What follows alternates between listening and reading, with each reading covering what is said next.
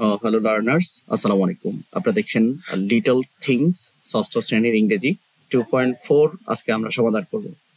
চলুন শুরু করা যাক। প্রথম ইনস্ট্রাকশনটা আমরা দেখে নিই। Read the poem in pair. পেয়ারে আমাদের কি করতে হবে? কবিতাটা পড়তে হবে, little things, and find out the correct word or phrases from the boxes and write next to the sentences.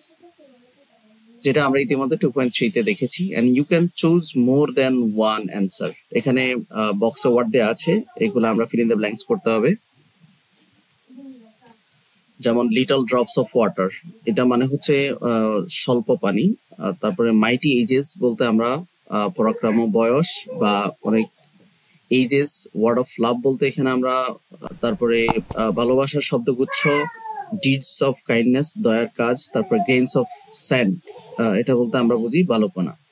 এখানে একটা কোশ্চেন করা হয়েছে, what makes a land pleasant, কিসে একটা ভূমিকে আনন্দদায়ক করে বা মনোরম করে। এটার অ্যান্সার হবে গ্রেইন অফ স্যান্ড। তারপরে what makes the earth and Eden, পৃথিবীকে কিসে ইডেন করে তোলে, মানে এটা গার্ডেনের মতো করে তোলে বা বেহেস্তের মতো করে তোলে। এটা হচ্ছে deed of kindness and word of love. How much water makes a mighty oceans, কত জলে একটি শক্তিশালী মহাসাগর তৈরি হয়। অ্যান্সার হচ্ছে little drops of water. What makes the earth like heaven, এখানে পৃথিবী কিসে স্বর্গের মতো করে তোলে। এটাও deed of kindness and word of love.